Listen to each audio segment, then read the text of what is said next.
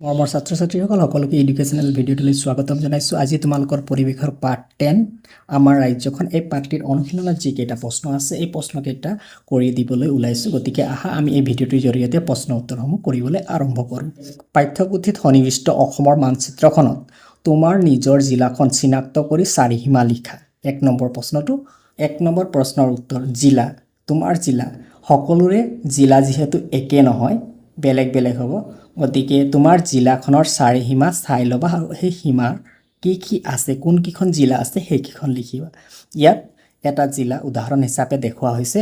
ধৰা আমাৰ জিলাখনৰ নাম হ'ল ডিব্ৰুগড়। ডিব্ৰুগড় জিলাৰ চাৰিসীমা এনেধৰণৰ লিখা হৈছে যে পূবত কোনখন জিলা আছে? তিনিচুকীয়া জিলা। পশ্চিমত শিৱসাগৰ জিলা। উত্তৰত ব্ৰহ্মপুত্ৰ নদী আছে আৰু দক্ষিণত চৰাইদেউ জিলা। এনেধৰণে 1 নম্বৰৰ উত্তৰ লিখা হৈছে। 2 নম্বৰ মানচিত্ৰ এখনৰ সহায়ত আমি কি জানিব পাৰোঁ? মানচিত্ৰ এখনৰ সহায়ত আমি কি জানিব পাৰোঁ? 2 নম্বৰ প্ৰশ্নটোৰ উত্তৰ এনেধৰণে লিখা হৈছে মানচিত্ৰ এখনৰ সহায়ত আমি কোনো এখন ঠাইৰ বিভিন্ন তথ্য পাব পাৰোঁ। কোনো এখন ঠাইৰ বিভিন্ন তথ্য পাব পাৰোঁ, যেনে ঠাইখনৰ অৱস্থান, চাৰিসীমাৰ লগতে সাগৰ, মহাসাগৰ, নৈ, উপনৈ, চহৰ, নগৰ, ৰাস্তা ঘাট, পৰ্বত পাহাৰ আদিৰ অৱস্থান জানিব পাৰোঁ। কাৰ সহায়ত? মানচিত্ৰ এখনৰ সহায়ত। গতিকে মানচিত্ৰ এখনৰ সহায়ত আমি এইখিনি কথা জানিব পাৰোঁ। 3 নম্বৰ প্ৰশ্নটো কি আছে চোৱা। অসমৰ প্ৰধান প্ৰাকৃতিক বিভাগ কেইটা আৰু কি? অসমৰ প্ৰধান প্ৰাকৃতিক বিভাগ কেইটা আৰু কি? ইয়াৰ উত্তৰটো এনেধৰণে লিখা হৈছে অসমৰ প্ৰধান প্ৰাকৃতিক বিভাগ 3টা হ'ল ব্ৰহ্মপুত্ৰ উপত্যকা, বৰাক উপত্যকা আৰু গ নম্বৰটো হৈছে কাৰ্বি আৰু ডিমা হাছাও পাহাৰীয়া অঞ্চল। এই 3টা উপত্যকাত ভাগ কৰা হৈছে অসমৰ প্ৰাকৃতিক বিভাগক। 4 নম্বৰত কি দিয়া আছে চোৱা। 4 নম্বৰত দিয়া আছে পাৰ্থক্য লিখা। ক নৈ আৰু উপনৈ, খ পৰ্বত আৰু পাহাৰ, গ মালভূমি আৰু সমভূমি। নৈ আৰু উপনৈ উত্তৰ নদী হৈছে এটা ডাঙৰ পানী প্ৰবাহ যি সাগৰ, হ্ৰদ বা অন্য নদীত পৰে। নদীৰ আকাৰ ডাঙৰ আৰু দীঘল। নদী বুলি ক'লে নদীৰ পানীখিনি ক'ত গৈ পৰে? সাগৰ, হ্ৰদ বা অন্য নদীত, আৰু ইয়াৰ আকাৰ ডাঙৰ আৰু দীঘল। আনহাতে উপনৈ হৈছে এটা সৰু পানী প্ৰবাহ যি মূল নদীত গৈ মিলি যায়। উপনৈ আকাৰত সৰু হয় আৰু উপনৈ বুলি ক'লে পানী প্ৰবাহ গৈ ক'ত মিলিত হয়?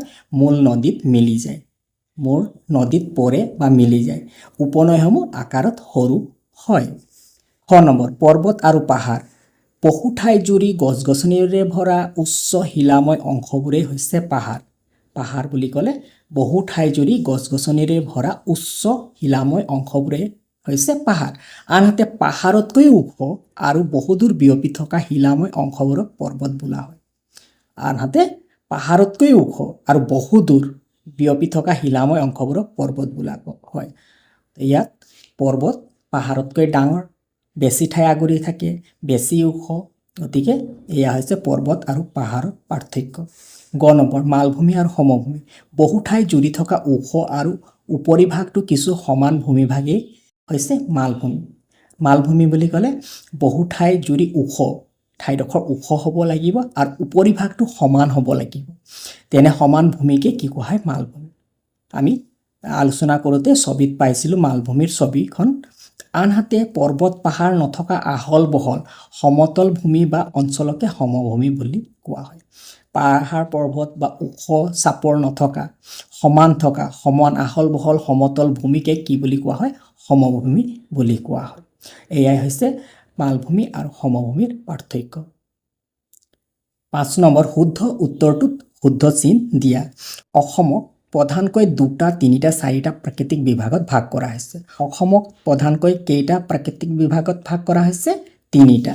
ব্ৰহ্মপুত্ৰ উপত্যকা, বৰাক উপত্যকা আৰু কাৰ্বি আৰু ডিমা হাছাও পাহাৰীয়া অঞ্চল আছিলে। গতিকে ইয়াৰ আনচাৰটো হ'ব 3ত শুদ্ধ চিনটো দিবা। 3টা। অসমৰ চাৰিসীমাত 2খন, 3খন, 4খন বিদেশী ৰাষ্ট্ৰ আছে। অসমৰ চাৰিসীমাত কেইখন বিদেশী ৰাষ্ট্ৰ আছে? এটা হৈছে ভূটান, আন এটা হৈছে বাংলাদেশ। 2খন বিদেশী ৰাষ্ট্ৰ আছে। অসমৰ চাৰিসীমাত 2খন বিদেশী ৰাষ্ট্ৰ আছে। গ মানস, সোৱণশিৰি, ধলেশ্বৰী হ'ল বৰাক নৈৰ উপনৈ।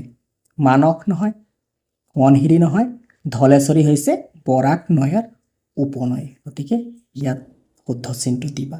6 নম্বৰ ক অংশৰ লগত খ অংশ মিলোৱা ইয়াত কোনটো সাংকেতিক চিহ্নই কি বুজাইছে প্ৰথম সাংকেতিক চিহ্নটোৱে কি বুজাইছে আন্তৰ্জাতিক সীমা গতিকে আন্তৰ্জাতিক সীমালৈ টানিবা এয়া ৰেলপথ বুজাইছে ৰেলপথলৈ টানিবা এয়া জিলাৰ সদৰ এই সাংকেতিক চিহ্নটোৱে কি বুজাইছে জিলাৰ সদৰ ঠাই ইয়ালৈ টানিবা জিলাৰ সদৰ ঠাই তাৰ পাছৰ সাংকেতিক চিহ্নটোৱে কি বুজাইছে ৰাজ্য এখনৰ ৰাজধানী বুজায় গতিকে ৰাজ্যৰ ৰাজধানী আৰু এই সাংকেতিক চিহ্নটোৱে নয় বুজায় এয়াই আছিল তোমালোকৰ অনুশীলনীত থকা প্ৰশ্নসমূহৰ উত্তৰ সকলোকে ধন্যবাদ জনাই আজিলৈ সামৰিলোঁ